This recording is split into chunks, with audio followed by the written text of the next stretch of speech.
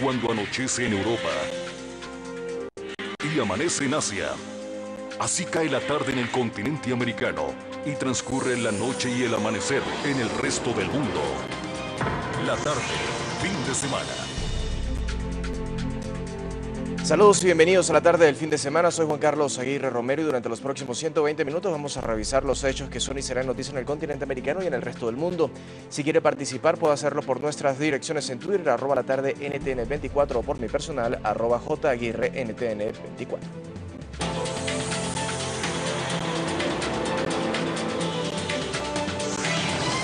La tarde, fin de semana. Colombia se retiró del Pacto de Bogotá, así lo anunció el presidente Juan Manuel Santos en rechazo al fallo de la Corte de La Haya que definió nuevos límites marítimos con Nicaragua. Con esta decisión, la nación no reconocerá la jurisdicción de la Corte Internacional de Justicia. El mandatario aseguró que la medida tiene como objetivo evitar futuras demandas de Managua. He decidido que los más altos intereses nacionales exigen que las delimitaciones territoriales y marítimas sean fijadas por medio de tratados, como ha sido la tradición jurídica de Colombia, y no en sentencias proferidas por la Corte Internacional de Justicia. Con estas palabras, el presidente Juan Manuel Santos dio vía libre a una decisión anunciada. Esta medida fue tomada tras el arbitraje del organismo en la disputa marítima entre Colombia y Nicaragua. Después de varios años de conflicto entre las dos naciones, el pasado 19 de noviembre, la Corte Internacional de Justicia, con sede en La Haya, otorgó a los nicaragüenses 75.000 kilómetros de mar que, según el tratado Esguerra-Bárcenas, pertenecían a Colombia. Nunca más nos debe volver a suceder lo que ocurrió con el fallo del 19 de noviembre proferido por la Corte Internacional de Justicia. Es evidente que este fallo condujo a un resultado manifiestamente contrario a la equidad. Con este retiro, Colombia no reconocerá la jurisdicción del organismo internacional y evitará futuras demandas. El mandatario agregó que a partir de ahora su gobierno solo acatará tratados internacionales. Sin embargo, la decisión no cambiará la determinación del tribunal sobre la redefinición de los límites marítimos entre Colombia y Nicaragua. La Organización de Estados Americanos, OEA, confirmó haber recibido la renuncia. Agregó que el proceso, que ya está en marcha, durará un año. El representante de Managua en La Haya, Carlos Argüello, afirmó que la medida es un acto desesperado, ya que el gobierno colombiano era consciente de que la Corte tenía todo el poder para decidir a favor de cualquiera de las partes. Otros países como Noruega, Canadá, Australia y Nueva Zelanda también han adoptado la decisión de retirarse de la jurisdicción de la Corte para no comprometer su soberanía. El Pacto de Bogotá fue firmado en la capital colombiana en 1948 por varios países de la región en una conferencia de la Organización de los Estados Americanos, OEA. El objetivo principal del convenio es resolver las controversias de orden jurídico entre los miembros. Damos la bienvenida a la tarde del fin de semana a Juan Daniel Jaramillo, integrante del grupo escogido por el presidente de Colombia, Juan Manuel Santos, para analizar el fallo de La Haya. Feliz tarde, gracias por estar con nosotros. Buenas tardes. Doctor, en principio háblenos por qué usted está formando parte de este comité y quiénes son precisamente los que están tratando de darle la vuelta, si es que es posible, a un fallo de la Corte Internacional de Justicia. Bueno, el presidente Santos y la ministra Holguín me escogieron quizás atendiendo a mis credenciales como abogado internacionalista, a mi experiencia y conocimientos en el tema. Otros miembros son el doctor Rafael Nieto Navia, expresidente de la Corte Interamericana de Derechos Humanos y uno de los más reputados internacionalistas en el hemisferio. También se encuentra el doctor Luis Ricardo Paredes Mansfield, importante internacionalista, doctor Manuel José Cepeda, quien ha gravitado más por el espacio del derecho constitucional, pero un gran conocedor de temas de derecho. Se encuentra el doctor Joaquín Polo Montalvo. Doctor Polo Montalvo tiene una presencia muy significativa en este grupo porque es de origen sanandresano. Él es abogado, egresado de la Universidad Javeriana, graduado de las universidades de Harvard y de París y un hombre de grandes conocimientos. Estos son en líneas generales los participantes del grupo. Hay quienes dicen, doctor, que tal vez esto es un poco tarde, buscar darle la vuelta a una sentencia que obviamente en el pasado pudo haber sido a favor de Colombia si se hubiesen dictaminado otros estudios, si se hubiesen aplicado otras apelaciones a cualquier tipo de decisión que tomara la Corte o que tomara incluso Nicaragua. No es tardía en absoluto. Los fallos de la Corte Internacional de Justicia están seguidos por un periodo de implementación. Eso por un lado. Por el otro lado, el país tiene el derecho de tramitar un recurso de revisión o un recurso de interpretación. Entonces nos encontramos dentro de unas instancias legales en las cuales Colombia debe estudiar con inmenso cuidado el fallo y determinar si procede un recurso de revisión o un recurso de reposición. Entonces es importante mirar las cosas dentro de su contexto, dentro de un plazo más largo y mirar que Colombia debe compenetrarse con las realidades de ese fallo y mirar qué debe hacerse con él. Obviamente que nadie está jugando un partido para meter un autogol, pero vale la pena ser un poco objetivos en la pregunta y en su respuesta, y es ¿qué tan apegado a la justicia, qué tan apegado a la ley y a los tratados estuvo esta sentencia? Estamos en el análisis. Yo no podría emitir una conclusión en este momento. Hay desde luego, prima facie, a primera vista, elementos que suenan inconsistentes y disonantes, pero nos encontramos precisamente en este proceso y queremos ser lo más cuidadosos, lo más serenos, lo más analíticos posibles, porque es desde luego materia bastante compleja y que envuelve los más altos intereses nacionales. ¿Cuánto es el plazo que existe en este momento para darle tal vez ese vuelco, si es que existe la posibilidad de una decisión de la Corte?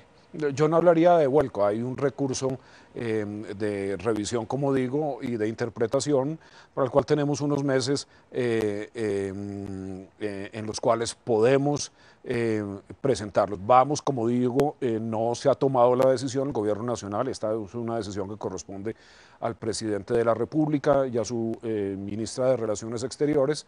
Vamos a determinar, y ese es el objeto de este grupo de expertos, a determinar, repito, si son procedentes o bien la revisión o la interpretación. Yo puedo adelantarme en lo siguiente. Yo veo por el momento en lo que hemos procedido que de todas maneras va a ser necesaria una interpretación. Hay aspectos del fallo que son definitivamente confusos, que es necesario entender de una manera más cabal. ¿Puede decirnos por lo menos 3 de ellos, 3 puntos de esos que resultan un poco...? Yo no podría, estos están precisamente dentro de los lineamientos del grupo, estamos determinándolos, estamos sacando las conclusiones y este grupo fue conformado hace apenas 4 o 5 días y sería prematuro adelantarme en este sentido. Fíjense que ayer se dio por primera vez una reunión entre los presidentes de Colombia y Nicaragua luego del fallo de la Corte Internacional de Justicia de La Haya sobre este litigio marítimo entre ambas naciones.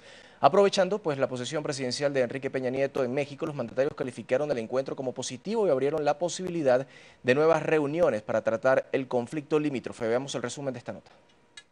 En Ciudad de México, los presidentes de Colombia, Juan Manuel Santos, y de Nicaragua, Daniel Ortega, abordaron el tema del nuevo límite marítimo entre las dos naciones.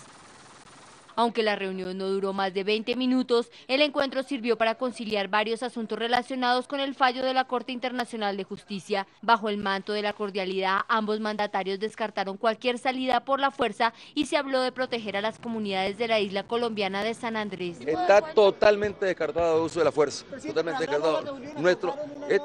Esta reunión, yo diría, el valor que tiene es que le da un mensaje de paz, de tranquilidad al pueblo hermano de Colombia y al pueblo nicaragüense. Juan Manuel Santos manifestó la necesidad de manejar la situación con cabeza fría y en forma amigable. Santos dijo que se buscarán medios diplomáticos para garantizar los derechos de los sanandresanos, entre ellos los pescadores, quienes son los afectados con las restricciones, y restablecer los derechos que el fallo vulneró.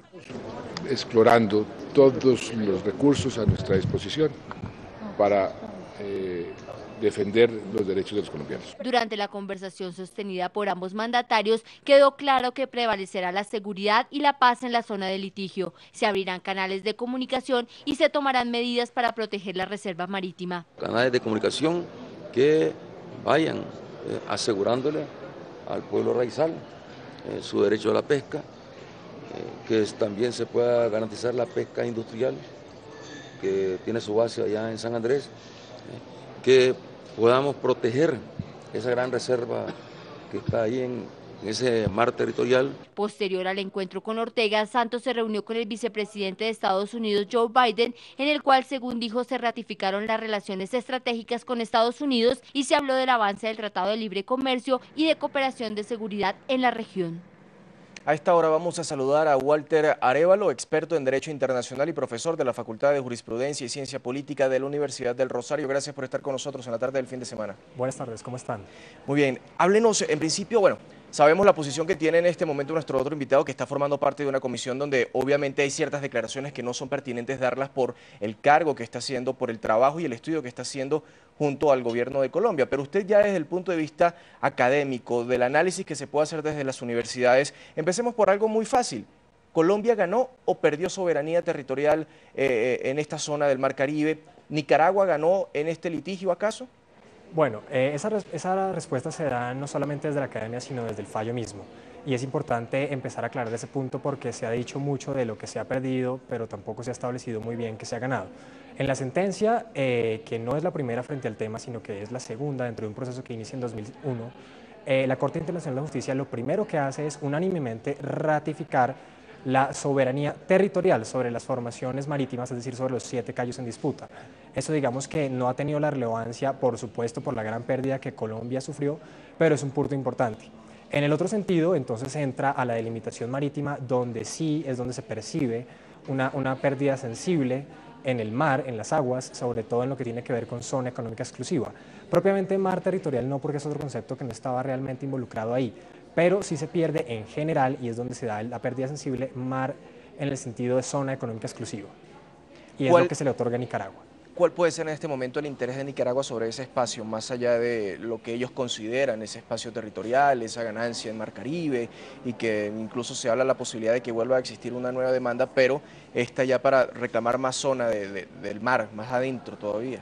Sí, esa segunda demanda está enfocada, si es que existe, a ampliar la plataforma continental, pero la pregunta concreta, la respuesta sería, por supuesto, los recursos ictiológicos, lo que tiene que ver con pesca y sobre todo recursos petroleros, que son los que podría, en virtud de esa zona económica exclusiva, que ese concepto es lo que otorga son derechos económicos de explotación y de preservación. Nicaragua estaría precisamente buscando entonces, ya ahora sí de manera soberana y exclusiva, la explotación de los recursos pesqueros, los recursos de todo tipo que se encuentran en el mar, de recursos de tipo petrolero y pues obviamente recursos minerales. Ahora sí le pregunto a usted, tal vez me pueda responder. ¿Dónde están los vacíos en esta decisión de la Corte Internacional de Justicia de La Haya? ¿Dónde están tal vez las irregularidades, si es que se le puede dar ese tono, a cuáles fueron los límites establecidos, al motivo además por qué lo hicieron? Bueno, yo no hablaría de irregularidades también en el sentido del respeto a la legalidad de la sentencia en principio, pero sí hablaría de que el fallo, por ser tan complejo y porque tuvo que contemplar una gran cantidad de hechos marítimos relevantes, como le llama la sentencia, que son absolutamente complejos, desarrolla una técnica no muy ortodoxa en la manera de establecer la delimitación marítima, porque usualmente se acata una teoría u otra, la de la línea media, o simplemente se calcula la plataforma continental, pero en el caso entre Colombia y Nicaragua eran tantos los elementos que la Corte realmente hace una mezcla de métodos. Empieza por línea equidistante, después mete elementos de soberanía y espacios relevantes, después acude al criterio de plataforma continental, después lo suspende un poco, después le da prioridad al asunto del test de la proporcionalidad, después le da prioridad al test de la equidad. Y son esos elementos, además en algunos pronunciamientos de los jueces, que ellos mismos dicen, esta parte no fue tan clara, ellos mismos lo aceptan, por ejemplo el juez Kitt, lo que empieza entonces a generar en un escenario continental de si la sentencia fue clara, buena o mala. Pero digamos que el tema de la sentencia es que aborda muchas técnicas y además genera nuevas reglas, porque además aplica principios del derecho internacional y principios del derecho al mar a modo consuetudinario en formas en que no se había hecho antes.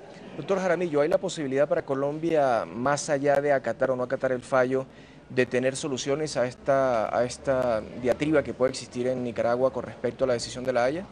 No se trata en este momento de un acatamiento o desacatamiento del fallo y tampoco de diatribas de Nicaragua. Hay que ver la actitud conciliadora, amable del presidente Ortega, tras su reunión con el presidente Santos. El punto fundamental ahora son los derechos de los raizales, es decir, ellos tienen derecho a una manutención, a una subsistencia, eso en primer lugar. En segundo lugar, se encuentra la preservación de una gran cadena coralina, de arrecifes coralinos que son patrimonio de la humanidad y que ellos mismos, estos arrecifes, han generado un hábitat que sirve para el mantenimiento de todas estas especies y toda esta fauna, que sirve para la manutención no únicamente de la comunidad sanandresana, sino también para aquellas asentadas a lo largo de la costa nicaragüense, más arriba en Jamaica, porque es que hay que entender que hoy en día la pesca trasciende muchas veces los propios límites del agua territorial y de la zona económica exclusiva, llegando a propias aguas internacionales. Entonces se trata de llegar a entendimientos en este sentido y finalmente en otro punto que es fundamental para todo el hemisferio y para todo el mundo, que se trata de la seguridad.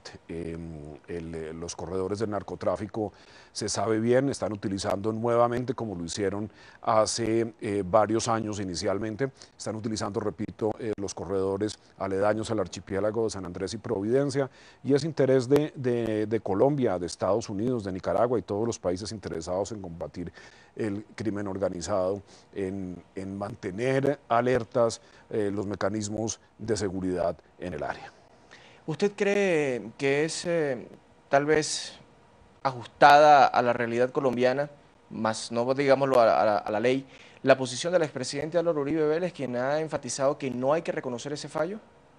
Bueno, esta es una declaración que él dio y yo quiero entenderla más dentro del sentido muy emotivo que produjo el fallo. Yo quisiera escuchar, él ha expresado su deseo de referirse nuevamente al tema esta semana a su regreso a Colombia, y yo quisiera escucharlo de nuevo sobre este punto tan delicado. ¿Se puede hablar tal vez en un proceso de arreglo entre ambas naciones, con la intermediación obviamente de la Corte de la Haya, si es posible, que esta zona, que este territorio sea de todos, digámoslo, de Colombia y de Nicaragua? De hecho, este territorio, el archipiélago de San Andrés, con su zona económica exclusiva, la parte del agua territorial de Nicaragua, ha sido en la práctica un territorio de todos, porque hay que ver que la comunidad misquitia que habita en San Andrés, Providencia, Santa Catalina, también tiene bases a lo largo de la costa misquitia en Nicaragua, en el norte de Costa Rica, en Jamaica, y se trata de la realidad de familias asentadas en un largo trecho marítimo. Yo me he atrevido a pensar en una especie de comunidad anfibia porque vive entre la tierra y el mar, y son tíos, hermanos, primos que subsisten en Bluefields en Nicaragua, en Jamaica, en Montego Bay, en la isla Caimán. Entonces hay que entender esta realidad, es ante todo una realidad humana, una realidad familiar que es necesario respetar, y los gobiernos de Colombia y de Nicaragua deben hacerse a esa realidad. Está ante todo la realidad de una comunidad y hay que preservarle su seguridad y sus derechos. Walter, fuera de los negociadores, de los estudiosos en este momento que van a ir a buscar soluciones para Colombia y obviamente también para Nicaragua en este asunto, uno se pregunta, ¿qué expectativas ciertas puede tener Colombia al momento de buscar una revisión? ¿Encontrará tal vez ese punto o esos puntos que permitan transformar el fallo, favorecer más a Colombia que a Nicaragua en lo que para muchos ha sido así? Bueno, en realidad el fallo no se va a transformar, difícilmente se transformaría por una revisión que no es fácil acceder a ella porque implica hechos nuevos relevantes, y esos hechos no se han dado y también implican una carga procesal de un país o de otro para presentarlos, y en el escenario de la interpretación se parte de la base de que el fallo es inmodificable y que solamente la Corte explica o partes de su decisión o partes de cómo llevarla a cabo. Entonces, en el escenario de la Corte es difícil que mejoren las cosas para un país o para otro. ¿Dónde podrían mejorar las cosas? En los acercamientos bilaterales, cuando ya el fallo pasa de lo absolutamente jurídico a los espacios de la política exterior. En el sentido de lo bilateral podemos entonces empezar a promover escenarios, por ejemplo, de seguridad conjunta, de manejo de recursos conjuntos, de espacios para las comunidades locales, de protección de las industrias locales de ambos países. En ese sentido es donde se puede empezar a mejorar la situación colombiana, obviamente recurriendo a la buena diplomacia, a los buenos oficios y buscando escenarios de no confrontación que son esenciales en el momento en el que nos encontramos ya con una decisión jurídica vinculante, una decisión jurídica que es inapelable, pero que tenemos que empezar a aplicar. Doctor Jaramillo. ¿La misma pregunta? Sí, la misma pregunta, por favor. Sí, desde luego, yo opino, ya lo dije anteriormente, se trata dentro de un escenario de absoluta cordialidad, de diálogo y precisamente en aplicación de los mecanismos diplomáticos que son fundamentales encontrar esos puntos en los cuales podemos trabajar conjuntamente. De nuevo, estamos en un mundo globalizado, con una tendencia hacia la eliminación de fronteras que no se ha dado tan rápidamente como hubiéramos esperado. El Estado-nación subsiste, los países no se han acabado, los estados no se han acabado, pero las fronteras sí tienden a debilitarse un poco. Hay un mayor flujo humano, mayor flujo de capitales y ese hecho nos lleva a que Nicaragua y Colombia se encuentren ante la exigencia y al hecho cierto de que deben cooperar.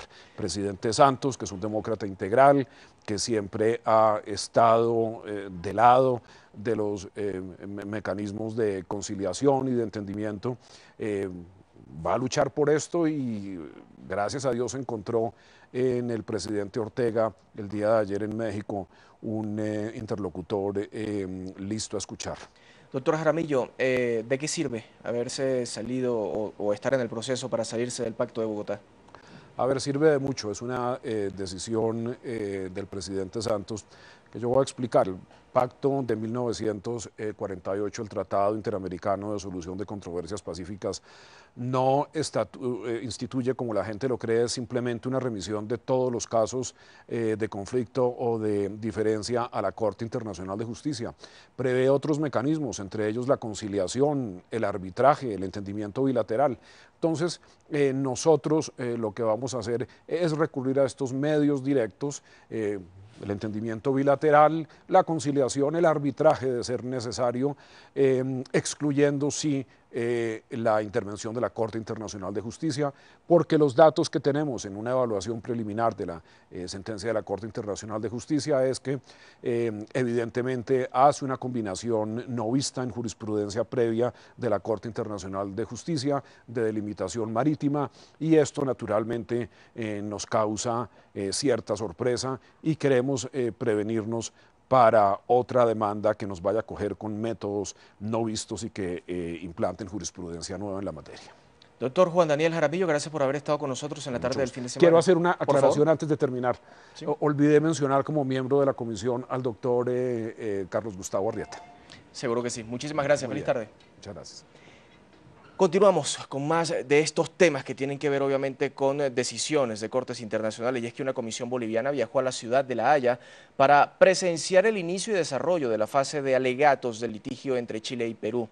La fase oral de este proceso iniciará este lunes donde ambos países harán la presentación de sus argumentos y alegatos. Perú plantea la necesidad de delimitar una zona marítima de aproximadamente 37.900 kilómetros cuadrados ante el planteamiento de que no existe un tratado que fije la misma, más solo un acuerdo que delimita la frontera terrestre.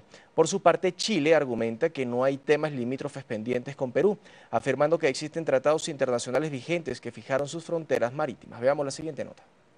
Después de solicitar durante años de negociaciones bilaterales, Perú presentó en 2008 una demanda contra Chile ante la CIJ para que el Tribunal Internacional establezca los límites marítimos, que Chile considera fueron definidos en dos acuerdos suscritos en 1952 y 1954 y que para los peruanos solo tienen jurisdicción en materia pesquera. El canciller peruano, Rafael Rocangliolo, afirmó que los límites marítimos se establecen en tratados específicos que deben ser aprobados en los respectivos congresos, un documento que no existe entre ambos países.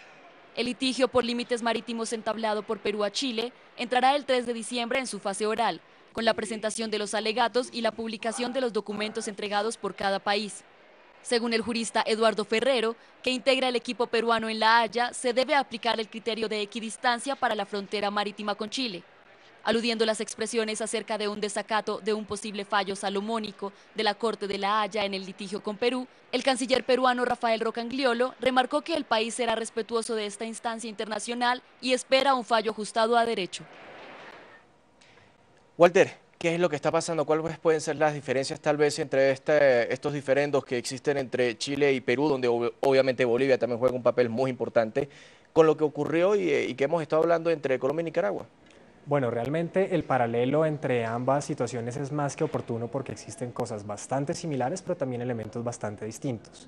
En lo distinto, debemos empezar por la configuración geográfica de los países. Realmente la situación entre Colombia y Nicaragua era una situación geográfica bastante compleja, como lo establece la Corte en sus primeros párrafos de la sentencia. Realmente era en la cuenca del Caribe, con muchos países aledaños, con demasiadas formaciones marítimas por regular, por unas costas bastante irregulares, distantes, pero enfrentadas, un tema bastante complicado.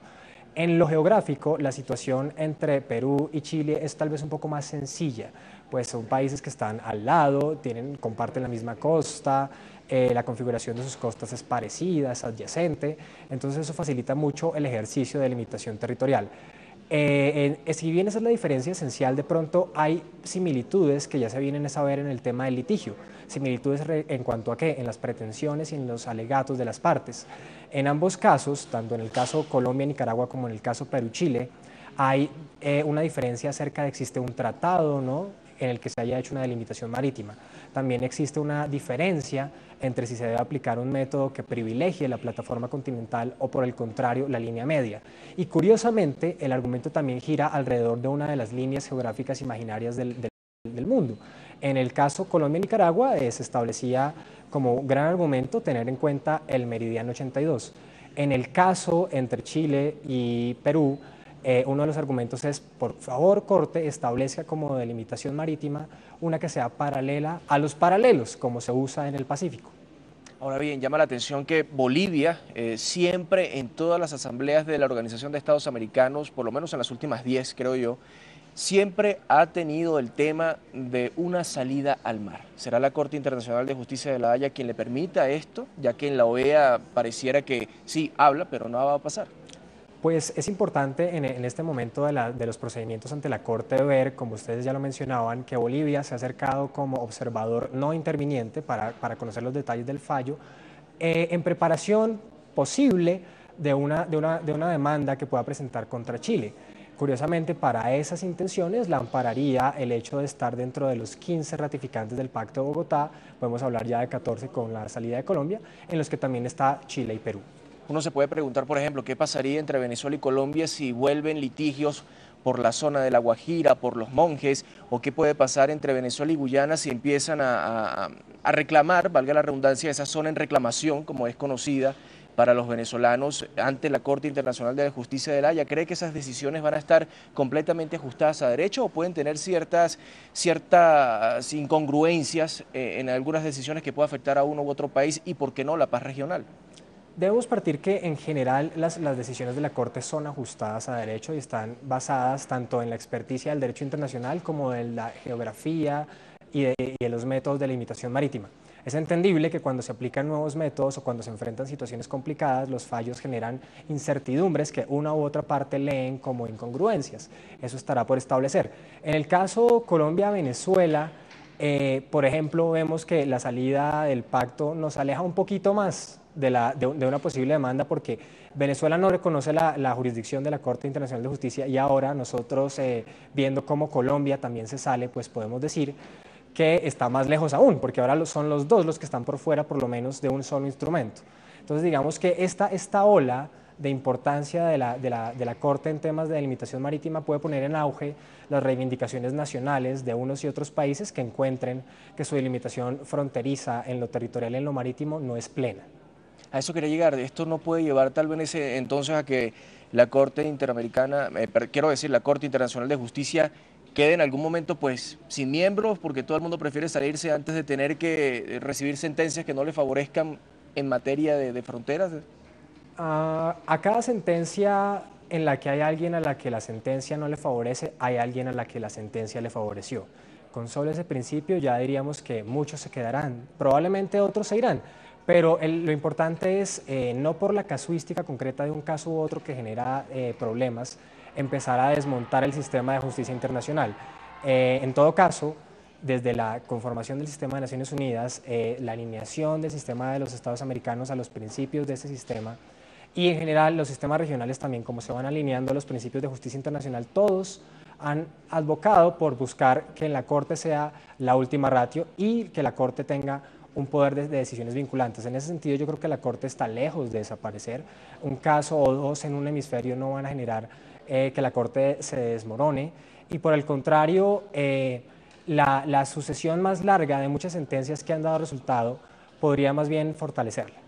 ¿Puede en algún momento, si bien hemos visto las reuniones entre Juan Manuel Santos, o por lo menos la primera reunión que existió entre Juan Manuel Santos y Daniel Ortega como positiva, que ellos la denominaron así, porque se buscan arreglos, se buscan acuerdos, se busca el diálogo, ¿usted cree que esto también pueda ocurrir dentro de Chile y Perú cuando sus presidentes ya tuvieron una reunión y dijeron que iban a acatar el fallo, pero en un momento en que no le favorezca a alguno de los dos, estos compromisos no se pueden romper? En efecto, nada está escrito y el caso sería entonces homólogo al de Colombia porque nosotros vimos también que Colombia en su momento dijo que iba a acatar, también en su momento Nicaragua dijo vamos a acatar, pero en el caso entre Perú y Chile, pues la sensación de desconcierto frente a la Corte que se dio pues desde el 19 de noviembre por la decisión les impulsó a hacer una declaración conjunta en el escenario de la conferencia. Y de pronto esa declaración empieza como a fortalecer un sentido de vamos a cumplir esperando los mejores resultados. No sería raro que pues ante un resultado adverso para uno u otro empiecen a buscar la modulación de la sentencia y sus efectos. Como es natural, los estados pues buscarán preservar su interés, buscarán preservar su territorio hasta lo último, sabiendo los 4 países involucrados en todo caso que las decisiones son inapelables y vinculantes. ¿Cree usted que tal vez la Cancillería colombiana se durmió o entró por donde no debía hacia la Corte Internacional de Justicia? Perdón, la pregunta no la escuché. ¿Cree usted que tal vez la Cancillería se durmió en este proceso o que no supo entrar hacia la Corte Internacional de Justicia para que la decisión no fuera la que es en este momento? El tema con la Cancillería, por lo menos con la Cancillería actual, es bastante complicado porque a ellos recibieron casi como se ha dicho un hecho cumplido, un hecho que ya traía la decisión formada por una sucesión de hechos que uno puede contar incluso desde 1928 o antes. De pronto el tema a tratar es más bien si el país debe construir una verdadera política de litigio estratégico, como han dicho otros analistas, frente a la justicia internacional en general, no solamente frente a la Corte Internacional de Justicia, sino frente a la Comisión Interamericana de Derechos Humanos o frente a los escenarios de justicia penal internacional como la Corte Penal Internacional. Se buscan soluciones, pero ¿se pueden establecer quiénes son los responsables en ese pasado? Es una pregunta complicada y es una pregunta que involucraría también devolvernos atrás y empezar a buscar quién no hizo, quién hizo, pero de pronto la respuesta se puede dar desde la necesidad de conformar acuerdos un poco más sólidos, porque también esto nos demuestra que si en los momentos en que se pudo lograr el acuerdo, si en los momentos en que se pudo lograr el tratado, no se hizo y no se consolidó un documento que se ajustara primero a la realidad, a las necesidades de los países y además que delimitara todo claramente, pues es ahí donde uno puede empezar a encontrar los problemas. Si el tratado es Guerra Bárcenas y su contenido fuesen distintos, de pronto el resultado hubiera sido muy, muy, muy diferente. ¿Qué pasa si Chile o Perú no reconocen la decisión que sea tomada por la Corte Internacional de Justicia? ¿Qué pasa si Colombia sigue empecinada, y uso este término, en no reconocer el fallo de la Corte? ¿Hacia dónde van entonces? Yo no creo que la decisión de Colombia o la manera en que se dé el acatamiento, o mejor, la aplicación entre Colombia y Nicaragua genere un precedente tan grande como para formar o deformar la manera en que tiene planteado Chile y Perú acatar el fallo. La posición inicial de ambos países y además en la manera en que se han enfrentado a la situación es que respetarán el fallo. Y yo creo que esa debe ser la intención general del hemisferio. De todas maneras, la justicia internacional está ahí para resolver los conflictos cuando el acuerdo no lo permite. El acuerdo entre Perú y Chile no se dio. El acuerdo entre Perú y Chile pasó, por ejemplo, en las épocas de los años 50 por problemas de control marino de embarcaciones muy delicados. Y yo creo que ante la ausencia de acuerdo tratarán de respetar la delimitación que en todo caso podría ser no tan negativa como algunos de los gobiernos involucrados lo vieron en el caso de Nicaragua y Colombia. Tal vez, y es lo importante resaltar del caso entre Perú y Chile, los escenarios, el peor escenario no es tan malo como si fue el peor escenario en el caso entre Colombia y Nicaragua. Fíjese que semanas atrás, días atrás, hemos tenido la oportunidad de hablar con tal vez protagonistas de estas noticias que son además los afectados, los sanandresanos, los representantes de la pesca, entre otros sectores, y ellos aseguraban que se sentían un poco engañados por el gobierno colombiano, ya que ellos le decían que todo iba bien, que iban a ganar, que no había ningún problema, y ya vimos cuál fue la decisión. ¿Usted cree que esta posibilidad de que Colombia tarde o temprano tenga que decir, acatamos el fallo, pero logramos estos acuerdos, entonces van a poder ir hacia esa zona a pescar, va a haber patrullaje militar de ambas naciones y demás, no puede ser tomado como que Colombia se arrodilló ante la decisión de la Corte, obviamente porque tenía que acatarla, pero también ante Nicaragua, y que se ha tomado además como una bofetada hacia muchos colombianos? Yo entiendo que la sensación patriótica y la sensación nacionalista en todo país de perder territorio es muy complicada, pero la pregunta que tú me haces a futuro se responde hacia el pasado. ¿En qué? En que Colombia y todo país, frente a un caso de litigio internacional, debería, y tal vez en este caso falló, en hacer un ejercicio de diplomacia pública. ¿Qué es un ejercicio de diplomacia pública? No tratar los temas complicados de la alta política exterior entre solo diplomáticos, sino realmente que el gobierno y que los escenarios de Cancillería, por ejemplo, le lleven el completo de la noticia, del escenario, a la población. En el fallo de excepciones preliminares se le comentó a la población que era todo lo bueno que nos había pasado, que nos habían entregado, pues, en la sentencia que se le había entregado, pues, la soberanía ratificada sobre las islas, pero no se le comentó a la población que había quedado por fuera el tema de la delimitación y que eso podría generar cambios y problemas a futuro. En la sentencia del 19 de noviembre pasó todo lo contrario. El escenario de información general al público fue de todo lo malo, todo lo que perdimos. No se hizo referencia a que también existía la posibilidad de perder los Cayos, por ejemplo, pero los Cayos fueron ratificados. Entonces, es necesario que los ejercicios de justicia internacional del país que sea estén acompañados de un ejercicio de diplomacia pública para que después la política interna no se vea convulsionada.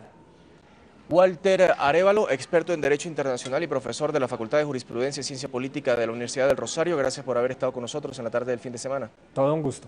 Feliz tarde, vamos a hacer una breve pausa y cuando regresemos, hermetismo en el gobierno de Venezuela sobre la salud del presidente Chávez, que estaría provocando además un clima de inestabilidad en el país. Estamos presentando La Tarde, fin de semana, por NTN 24.